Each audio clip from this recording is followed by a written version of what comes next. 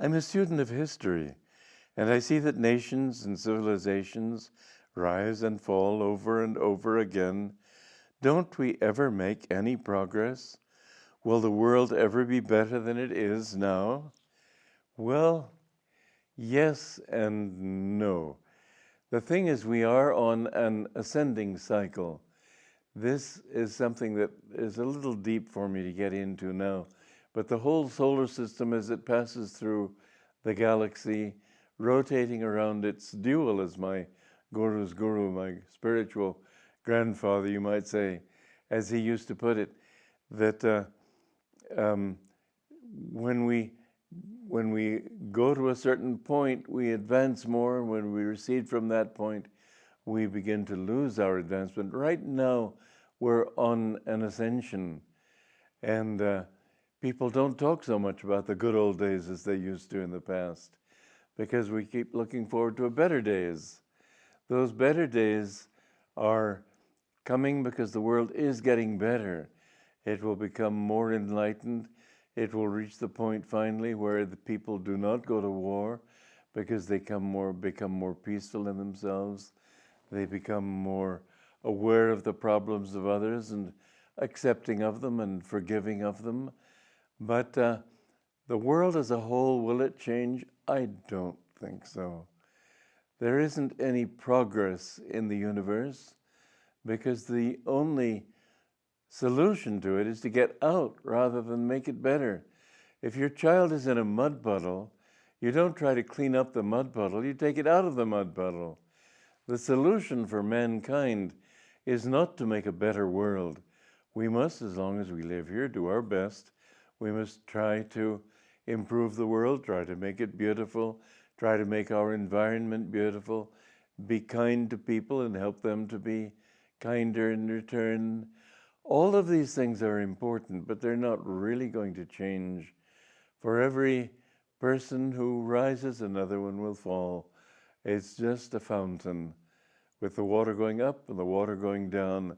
And when the world advances to a certain point, it will withdraw from that point. And I don't suppose any galaxy even is better in the long run.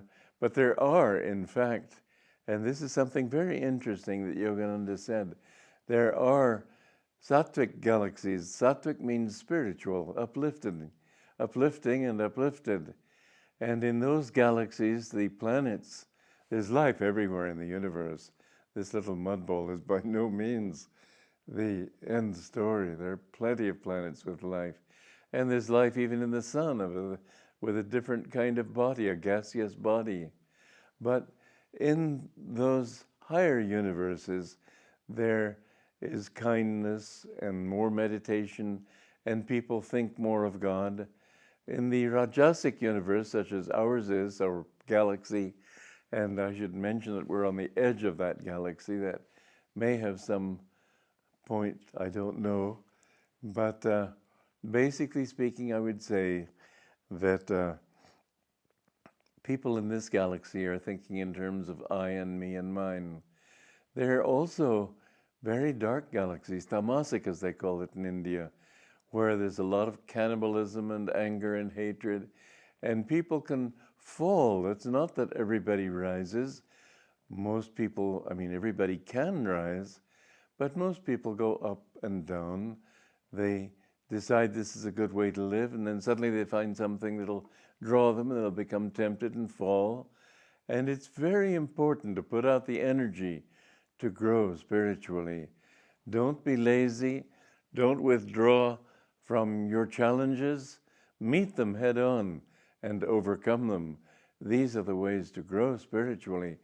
But as it is possible for man to rise to the level of union with God, which is what the final purpose of this show is, it is possible for man to rise to higher ways of living and to sink. And Master said so.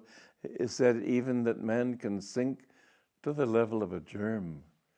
Imagine the suffering that would come to a self that knew it was capable of more, and yet here it is confined in such a low form.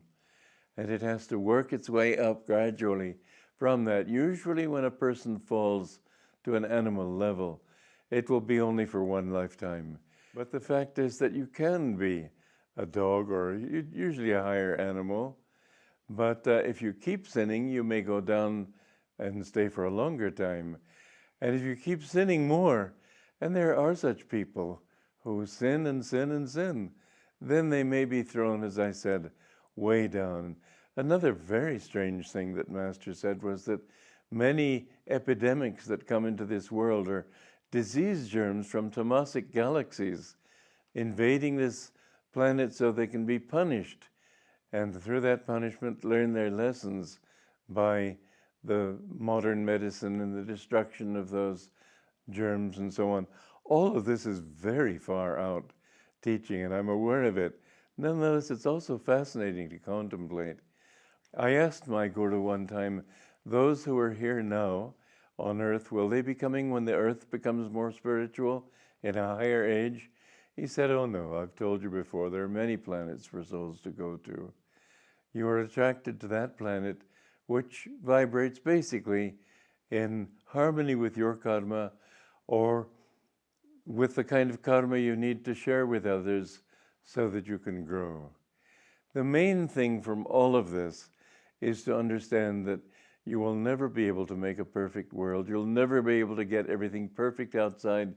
Don't make your source of perfection, your ideal of perfection, anything outward. Let it be the oneness with God. The oneness with God that all souls are seeking.